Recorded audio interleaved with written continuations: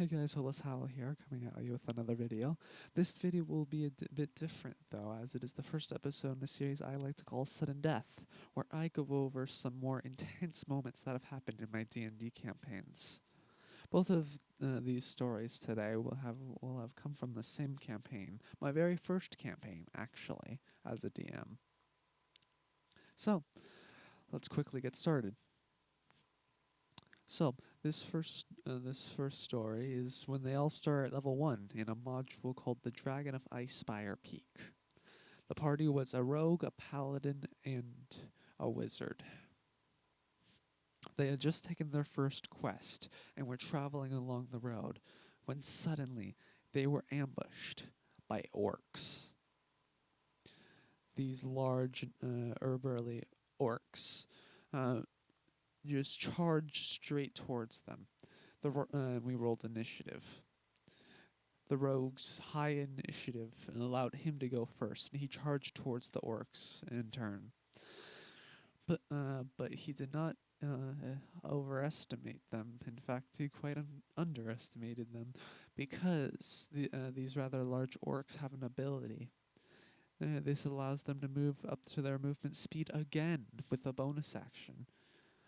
With that movement, the orcs were able to charge within melee range of the rogue. The first orc swung his mighty great axe. With a +5 to hit, it was almost destined to hit already. But unfortunately for the rogue, it would be much worse. For you see, this orc landed a critical hit. This very first orc, in the very first session of my very first campaign, on the very first turn, had landed the critical hit.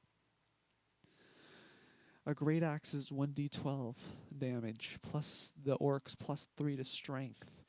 Doubling for a crit meant 2d12 plus 6.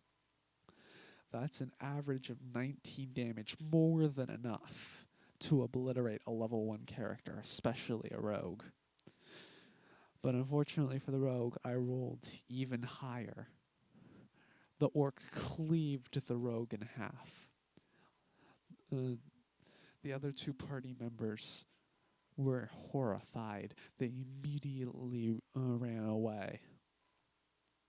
The orcs took the chopped body, looted it, and went their separate ways.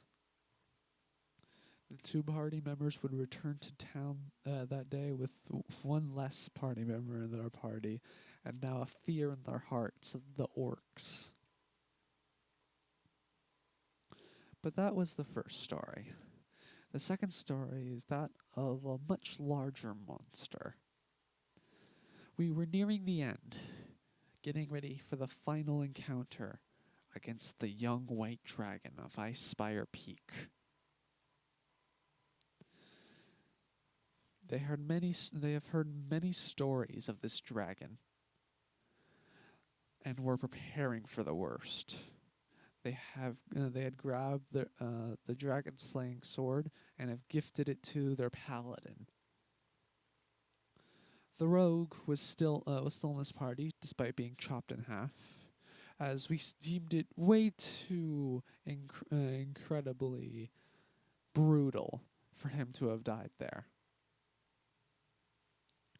So now with the rogue, the paladin, warlock multiclass, and the wizard who specialized in necromancy and had his horde with him, they decided to climb Icespire Peak.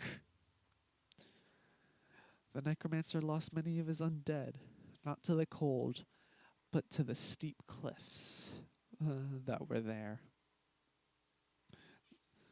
The cold ravaged them, giving them exhaustion and forcing them to rest every so often.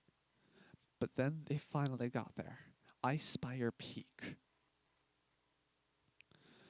When they got there, they saw a castle with a rather large empty moat.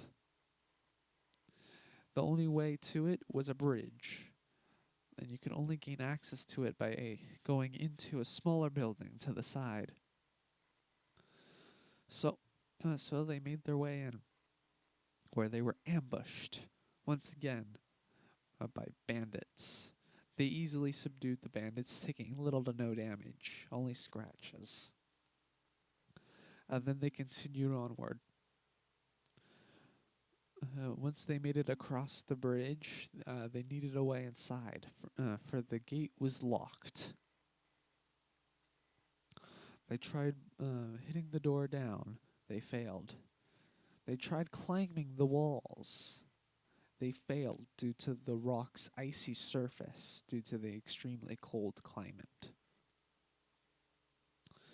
Only then, once they had run out of options, did they decide to ring the bell. There was a bell by the gate, golden in color, frost covering its sides. They assumed it was a bell for someone to let them in, but of course this place was practically abandoned except for the bandits and the dragon. And what bandit would currently be inside the same castle as the dragon? But they had run out of options, so they decided to try it anyway.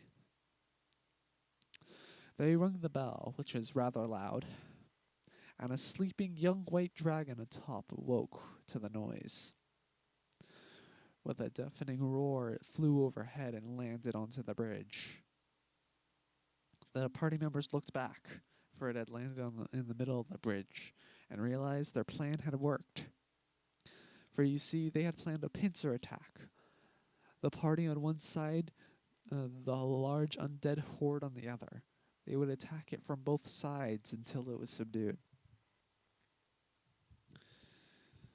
So, they rolled initiative and prepared for combat. The rogue went first, striking at the dragon's scales. It didn't do much, as there was no allies within 5 feet and nowhere to hide.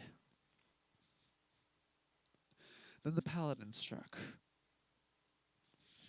With the mighty paladin's smite, he did a nice amount of damage to the young white dragon. Then it was the dragon's turn.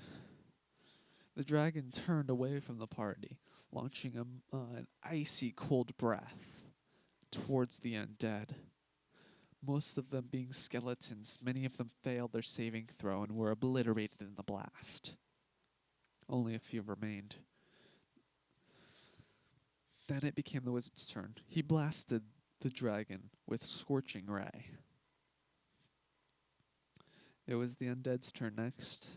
They pitifully attempted to attack, but failed due to the young white dragon's high armor class, and the fact that there were not many of them left. It was now the rogue's turn again. He preferred keeping at a distance, since he now had an ally within 5 feet. But he knew he would take an opportunity attack. There was nowhere to hide, though, so he used this cunning action to disengage and get out of there. Then he launched his attack. His sneak attack bonus is essential here, but he missed. It was then the paladin's turn. The paladin knew that he would be taking the brunt of the force now that the undead were gone, so he casted Shield of Faith on himself and struck again. This time it was not a hit. It was the dragon's turn. He had lost a nice chunk of HP between the rogue's single attack, the Scorching Ray, and the paladin's smite. He then decided the best course of action would be is to attack. He knew that there was no chance of escaping at this point. The dragon attacked, 1 bite and 2 claw attacks, all with +7 to hit. Only 2 of them had hit the paladin. Decently lucky rolls with that. The paladin took some damage. The paladin had not expected to take this much damage. He realized he wouldn't just be hitting them. He would have to heal himself too. But it wasn't his turn yet. It was the wizard's turn. The wizard decided that the best course of action would be attempt to restrain the young white dragon. So he casted the black tentacles at him. The dragon succeeded his saving throw. The let's see now. It was the undead's turn. The undead did practically nothing to the young white dragon's mighty hide. It seemed all was lost. The dragon had not taken too much damage. The paladin was on low HP. The undead horde practically ruined. The rogue just continued to do what he does, sneak attack. It did a nice amount of damage, maybe a glimmer of hope. Then it was the paladin's turn. The paladin was low on HP. Two attacks had hit him despite the Shield of Faith, and his Shield of Faith had been lost due to the Constitution saving throw. He knew he had to heal himself, but he couldn't just leave. Otherwise, he'd take an opportunity attack and the rogue might be taken down.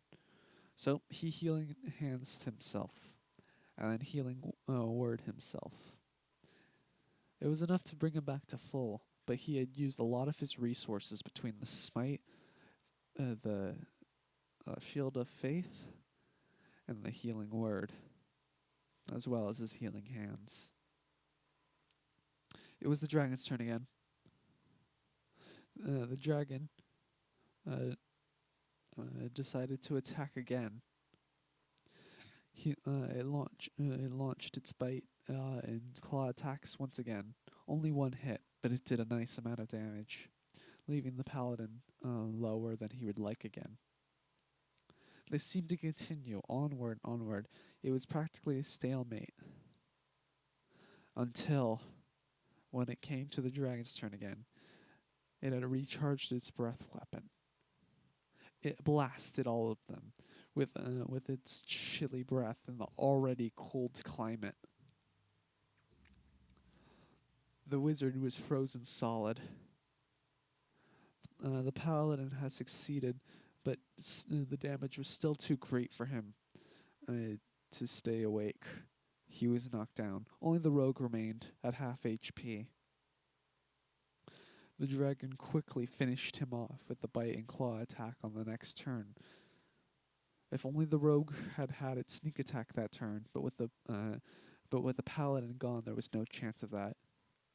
They had lost the final battle against the young white dragon,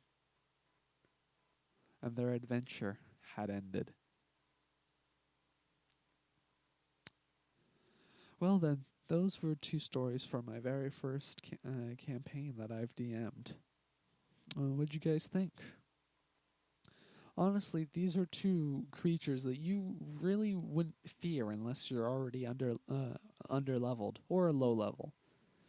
But they can be quite scary in the right situations. I mean, a half challenge rating monster with a plus 5 to hit, plus 3 to damage, and uses the D12, as well if its aggressive trait to charge towards them with great speed. And of course, they have ranged attack as well, and dark vision. This is a nice one, incredibly powerful, as well as the young white dragon. The fact that it can make 3 attacks with plus 7 to hit, averaging out 2 of them for 11 damage, 1 of them for 15, as well as its cold breath, which doesn't recharge on just a 6, but on a 5 or a 6, giving it decent recharge, as well as the young white dragon having the ability of all movement speeds, burrow 20, walking 40, flying 80, and swimming 40 again. With blind sight 30 feet and dark vision 120 feet, there's not much you can do to it besides outdamage it. Well, that's all for now. Bye.